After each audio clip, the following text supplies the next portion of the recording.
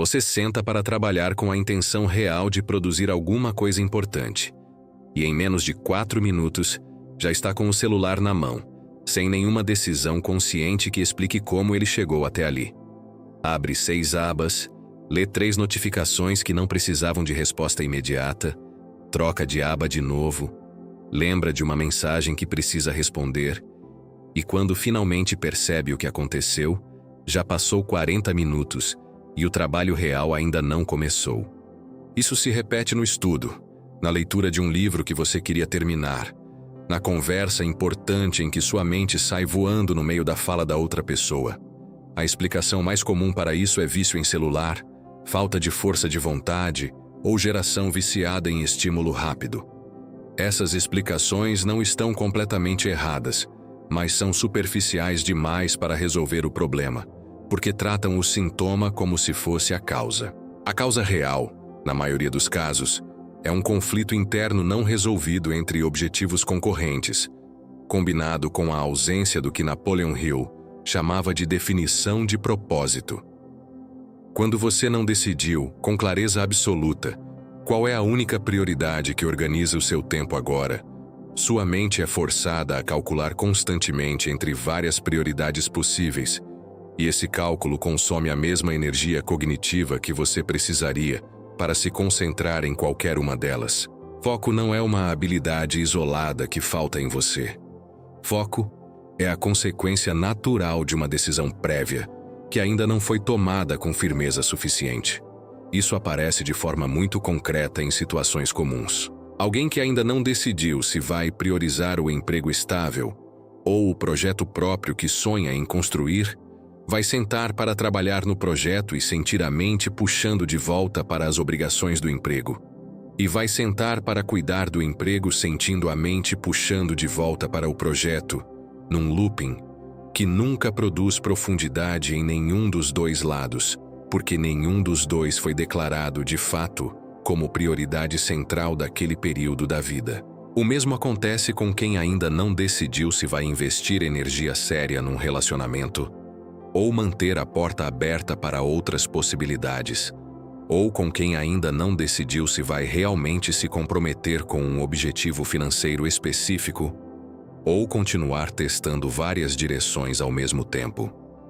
Em todos esses casos, a dispersão de atenção não é a doença. É apenas o sintoma visível de uma indecisão mais profunda, que continua sem solução, exatamente porque é mais confortável decidir nada do que arriscar decidir errado. Existe também um limite real e mensurável na capacidade da mente de sustentar informação ativa ao mesmo tempo, descrito pelo psicólogo George Miller, através do conceito de capacidade limitada da memória de trabalho. Cada projeto em aberto, cada decisão pendente, cada prioridade não resolvida, ocupa uma fração dessa capacidade limitada, mesmo quando você não está pensando ativamente nela naquele momento. Se você está carregando mentalmente 5 prioridades concorrentes, está tentando focar usando uma fração pequena da capacidade total disponível, porque o resto já está sendo consumido só para manter essas 5 coisas em estado de alerta na memória. Isso explica por que focar parece mais difícil hoje do que parecia anos atrás. Não é que sua capacidade cognitiva tenha diminuído, é que o número de prioridades concorrentes disputando essa capacidade aumentou. O psicólogo Clifford Nass, da Universidade Stanford, conduziu estudos comparando pessoas que se consideravam excelentes em fazer várias coisas ao mesmo tempo com pessoas que preferiam tarefas únicas e sequenciais, e descobriu um resultado que contrariou a expectativa da maioria dos participantes. Os que mais praticavam multitarefa eram consistentemente os piores em filtrar informação irrelevante, em alternar entre tarefas com eficiência e em manter informação organizada na memória. A prática de dividir a atenção constantemente não treina o cérebro a ser melhor nisso.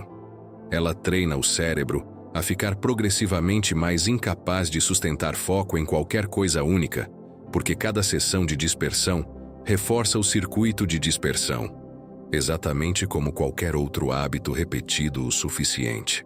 A pesquisadora Sophie Leroy descreveu um fenômeno que chamou de resíduo de atenção, em que trocar de tarefa antes de terminar a anterior deixa uma parte da mente ainda processando a tarefa abandonada, mesmo enquanto você tenta se concentrar em algo novo. Isso significa que cada notificação respondida no meio de um trabalho não interrompe esse trabalho só pelo tempo da resposta. Ela deixa um resíduo que continua consumindo capacidade mental por minutos depois, de forma silenciosa, sem que você perceba a perda. Numa manhã de trabalho com 15 interrupções pequenas, você não perde 15 minutos.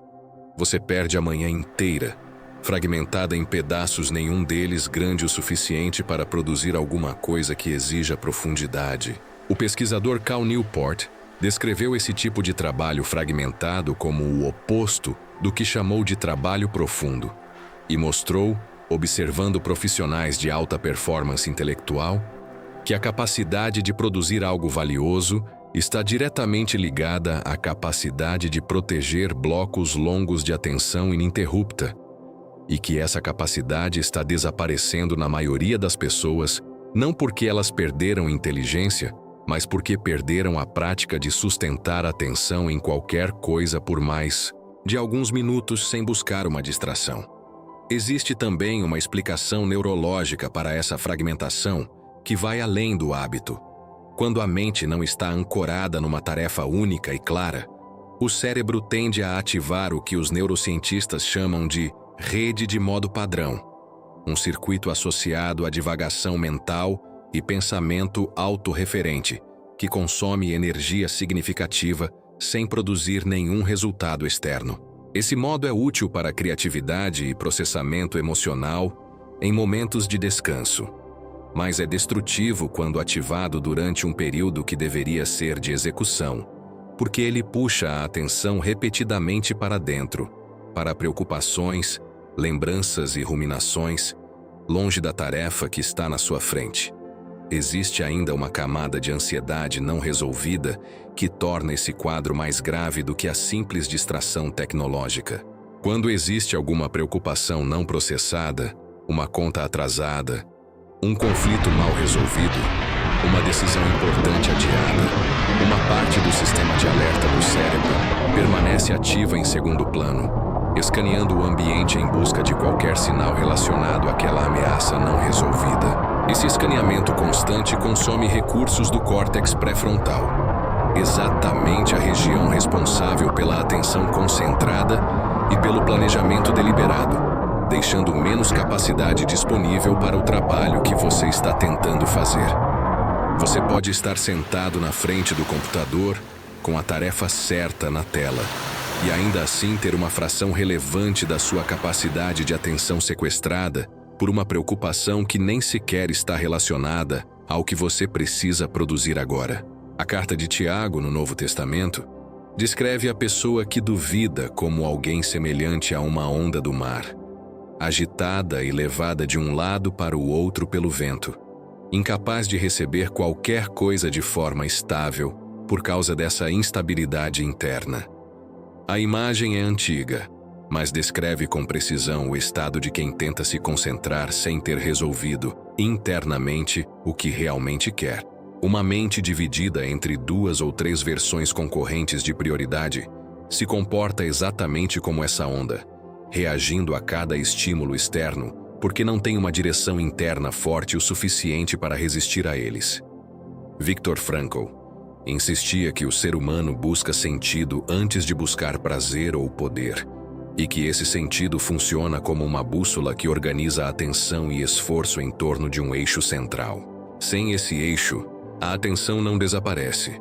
Ela apenas se distribui de forma aleatória entre qualquer estímulo disponível, porque na ausência de uma direção forte imposta de dentro, qualquer direção fraca imposta de fora, como uma notificação, vence com facilidade. Isso explica por que pessoas com um propósito muito claro conseguem ignorar distrações que destroem completamente a produtividade de quem está sem rumo definido. Não é uma questão de disciplina superior. É uma questão de ter ou não ter um eixo central competindo pela atenção. Entender isso muda completamente o ponto de ataque do problema. Comprar mais um aplicativo de bloqueio, desativar notificações, deixar o celular em outro cômodo, tudo isso ajuda no sintoma. Mas nenhuma dessas medidas resolve um conflito de prioridades não decidido, nem uma preocupação não processada. É possível ficar sem celular nenhum por horas e ainda assim não conseguir focar, porque a dispersão, nesse caso, não está no aparelho. Está na ausência de uma decisão interna firme sobre o que realmente importa agora. Decisão que nenhum bloqueio externo consegue tomar no seu lugar. Carl Jung descrevia o processo de individuação como o caminho pelo qual uma pessoa integra suas várias partes internas conflitantes em torno de um centro coerente. E notava que, antes desse processo avançar, a energia psíquica de alguém tende a ficar dispersa entre essas partes não integradas, vazando para fora em forma de inquietação, distração e busca constante por estímulo externo.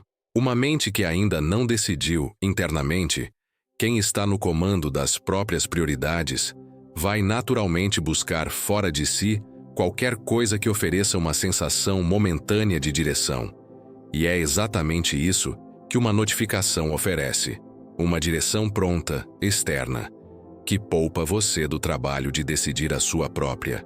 Esse alívio é tão imediato que se torna difícil resistir a ele sempre que a decisão interna ainda não foi tomada com firmeza suficiente. A solução real para esse padrão não é mais um aplicativo de bloqueio de celular, embora isso ajude de forma marginal. A solução começa antes, na decisão sobre qual é a prioridade única que vai organizar o seu próximo período de trabalho, escrita de forma específica e concreta, não como uma intenção vaga de ser mais produtivo. Depois disso, ajuda a eliminar pontos de decisão durante a execução, criando um ritual fixo de início de trabalho que elimina a necessidade de decidir, a cada vez, se agora é a hora de começar. E ajuda também a esvaziar deliberadamente, antes de começar, qualquer preocupação não resolvida que esteja gerando ruído de fundo, escrevendo ela em algum lugar fora da sua cabeça, num papel ou numa lista de pendências. Porque uma preocupação não processada consome atenção mesmo quando você está tentando ignorá-la e simplesmente registrá-la, sem precisar resolvê-la naquele momento, já libera uma parte significativa dessa capacidade. Antes de continuar o seu dia, faça 2 movimentos curtos. Primeiro, escreva qualquer preocupação não resolvida que esteja ocupando espaço na sua cabeça agora, só para tirar ela de dentro da memória de trabalho e colocar num lugar onde você pode revisitar depois. Segundo, escreva qual é a única coisa que vai receber a sua atenção completa na próxima hora e elimina mentalmente qualquer outra opção como possibilidade para esse período específico. Repita esse mesmo gesto no início de cada bloco de trabalho importante, todos os dias, até que decidir a prioridade antes de começar se torne automático, porque é exatamente a ausência desse hábito, e não a falta de força de vontade, que mantém você refazendo a mesma luta contra a dispersão todos os dias, sem nunca vencer de fato. Esse gesto simples já é mais eficaz contra a dispersão do que qualquer técnica de produtividade complexa, porque resolve a causa raiz, que é a ausência de decisão e o acúmulo de ruído mental, e não o sintoma, que é o celular na mão. Comenta aqui embaixo qual vai ser essa única prioridade da sua próxima hora, e se inscreve no canal para continuar entendendo os mecanismos que estão sabotando, silenciosamente, a sua capacidade de produzir o que você é capaz de produzir.